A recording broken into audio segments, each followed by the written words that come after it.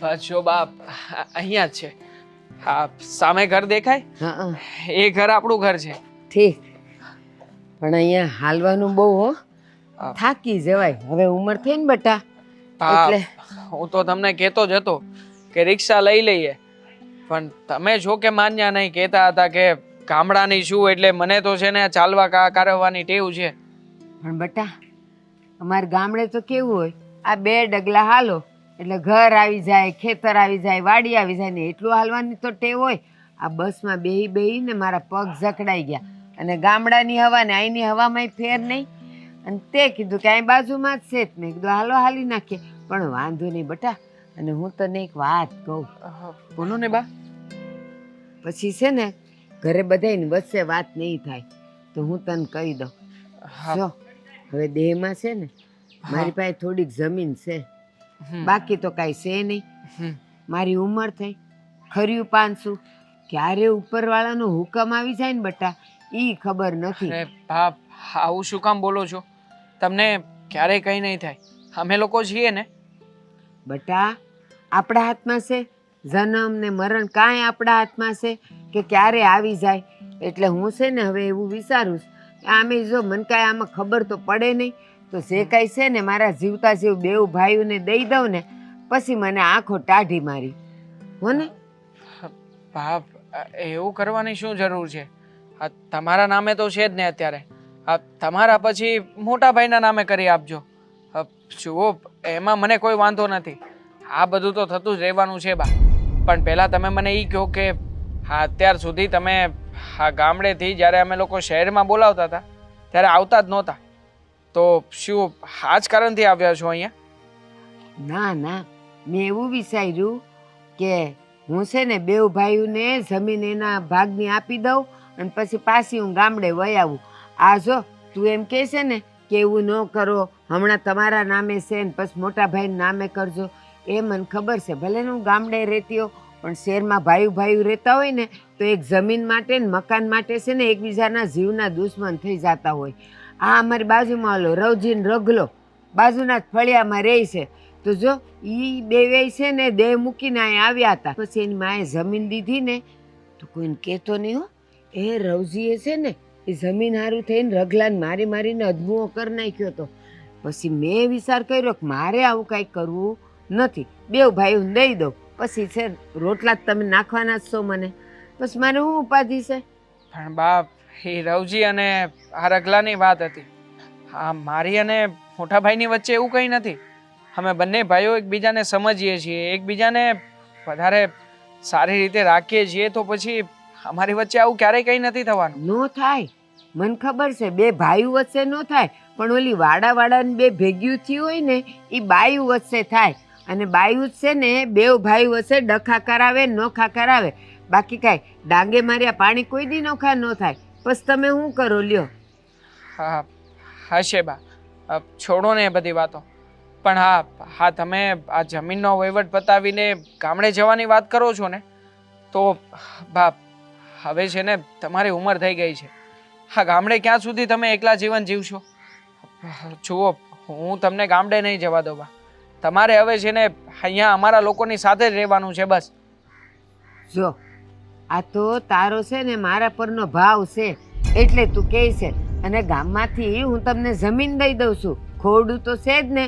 તો જો હું ત્યાં નહીં રહું ને તો કોક આવીને ત્યાં રહેતું થઈ જાય. અને ગામડામાં કંઈ આઈની જેમ કાગળિયા થોડા હોય કે આના નામનું છે એટલે એણે જ રહેવાનું. ત્યાં તો ખોરડું ખાલી ભાળે એટલે કોઈ પણ આવીને રહેતું થઈ જાય. પછી આપણા હાથમાંથી ખોરડું એ જાય. એટલે છે ને મને હમણાં તો આ કરવા દે, પછી તમારો ભાવ એવો હશે ને કે બા અહીંયા જ રહે તો એ ખોરડું કાઢી નાખશું. લ્યો. ઠીક છે, જેવી તમારી મરજી.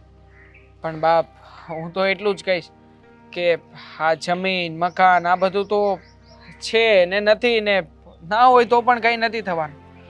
અમારે તો બસ અમારા બા જોઈએ છે. તમે અમારી સાથે હશો ને બા, એટલે આ દુનિયાની બધી જ ખુશીઓ જાણે અમારા બંને ભાઈઓની સાથે છે. સાચી વાત છે. એ મારે તો છે ને તમે 2 ભાઈઓ રામ લખન જેવા છો. સાચું કહું, એક ઈ રામ લખન થઈ ગયા અને આ મારા 2 રામ લખન. એ બધી મને ખબર છે, પણ તોય છે ને મારું મન એમ કહે છે કે હું આ બધું વેચી આટી આ બધું ભાગ પાડી અને પછી હું ગામડે વહી જાઉં. પણ હાલ ને હવે મારા પગ રહી ગયા છે. આપણે ઘરે જઈ હા બા હા હા, વાતોમાં ને વાતોમાં એ તો ભૂલી જ ગયો. અને સાંભળ પછી ન્યા કહું ને બાયુને ગમે ન ગમે હું જાઉં ને બાયુને કહેજે કે એ બા માટે સાતો દ્યો મને સા પીવડાવશે. હા બા હા, હું કહી દઈશ. ચાલો હાલ બીજું શું?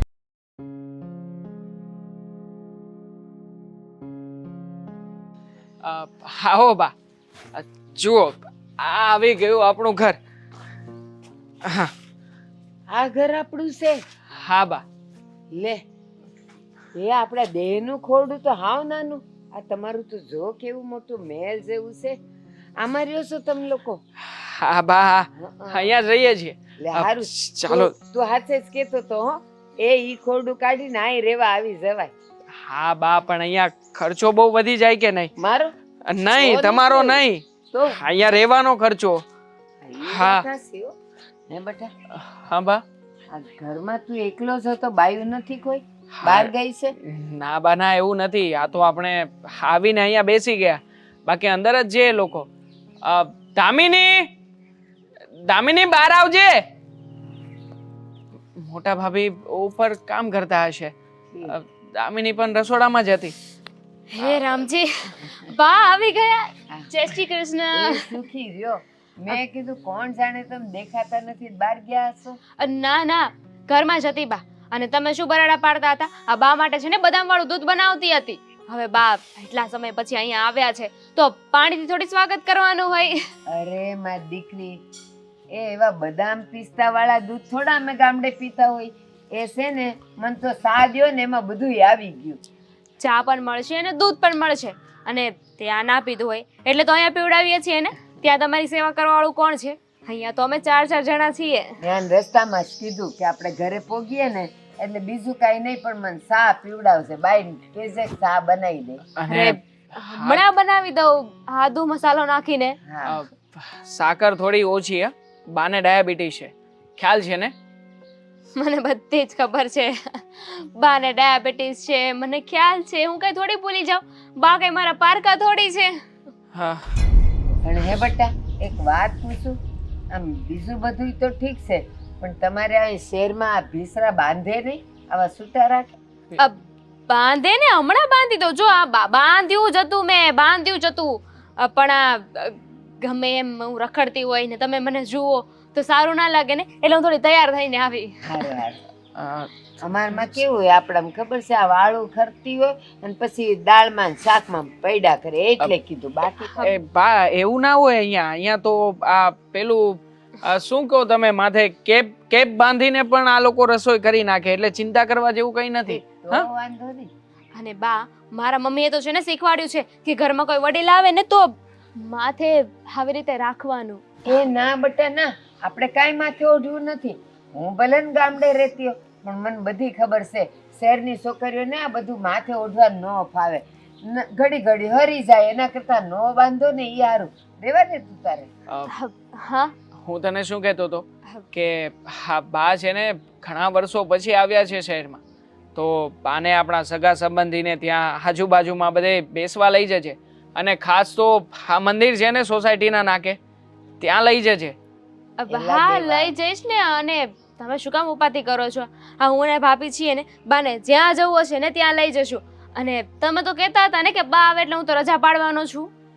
હા રજા રાખવાનો જ હતો, પણ બા એમાં એવું છે કે ઓફિસનું અર્જન્ટ કામ આવ્યું છે અને મારે અટેન્ડ કરવું પડે એવું છે, એટલે મારે જવું પડશે. હા સોરી. બા તમને અરે, ખબર પણ છે મારી વાત તો સાંભળો. હું ભલે ને અહીં આવી, તારે તમારે કોઈએ કાંઈ કામ ધંધા રોકવાના નથી. તારે કામે જવાનું, તમારે જવાનું અને મને ક્યાંય બેવાય નહીં લઈ જવાની. એ જેને મળવું હોય ને એ અહીંયા આવશે, મને મળશે ને પછી ચા પાણી પીને વયા જાય. મારે ઘેર ઘેર ઉમરા ગણવાને. પણ બા એ બાને દેવા એક દિવસ ઘરે તો રહેશે ને. તમને ખબર છે હું કહું ને કે મારા માટે એક રજા પાડો, મને બહાર ફરવા લઈ જાઓ, પણ નહીં, એમની પાસે સમય જ ના હોય. આ સારું છે તમે આવ્યા છો ને તો એ બાને રજા તો પાડશે. કાંઈ લા બાઈને ફરવા નથી લઈ જાતો? એવું નથી બા, પણ તમે સમજી શકો ને કે કામ જરૂરી છે હમણાં. અને આમ પણ બા નવો નોકરીમાં સેટ થયો છું તો પછી રજા કેવી રીતે લઈ શકું? એ સારું પણ લઈ જવાની હો. ઈ તો હવે હું છું ને, તું ઉપાધિ કરમાં.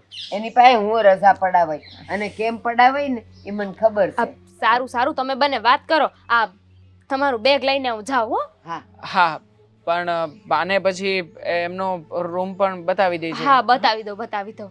પેલા દૂધ લેતી આવું. હા લેતી આવ. બટા દૂધ નથી પીવું. દૂધ છે ને રાતે હુતી વખતે પી થોડુંક. તું તાર સા બનાવશે ને એમાં મજા આવે. હા સારું બદામ વાળું દૂધ બનાવશે ને ખાળી નાખી દેવાનું લેતી આવો છે. મોટા ભાઈ સૂતા હશે ને? બામાં પથરા ભરીને લાવ્યા છો. હા જો ને હું અહીં આવવાની હતી ને મેં કીધું હવે અમારે જ ખોરડા ખાલી રહે એટલે એમાં બધું સામાન રહે ને તો પાછું કોક લઈ જાય એટલે બધું ભરીને લાવીશ. બરોબર હું સામાન મૂકશે હો. હા નો ઉસકાઈ રેવા દે ને દેવાંગ લઈ લે. નો હા, હું લઈ શું લઈશ. જ કઈ હું લઈ લઉં છું ને હું લઈ લઉં છું. હા શાંતિથી લઈ જજે. હા આ તારી બાઈ છે હાવ ઝીણકી જેવી અને આટલું બધું એને વજન દેવાતું હોય તું તે. મેં ક્યાં કીધું છે બા? એણે એની જાતે જ ઉચકી લીધો સામાન તો હું શું કરી શકું? હું શું કહું છું, આ મોટા ભાઈ સૂતા હશે હમણાં, એ પણ હમણાં જાગી જશે તો એમને પણ કહેજો કે અહીંયા તમને આંટો મારવા લઈ જાય. મેં તને કીધું ને મારે ક્યાંય ન જાવું. એ હું ભલે ને મારું ઘર ભલું જેને મળવા આવવું હોય ને એ અહીંયા આવશે. હું ક્યાંય ન જવાનું. અને શાંતાર કામ હોય તો અહીંયા હું બેહી રહ્યો. મારે હજી ચા નાસ્તો કરવાનો બાકી છે બા. આપણે બંને સાથે ચા નાસ્તો કરી લઈએ પછી હું નીકળું ઓફિસે. હવે તો હાલ ધીરે ધીરે અંદર જા. હા ચાલો.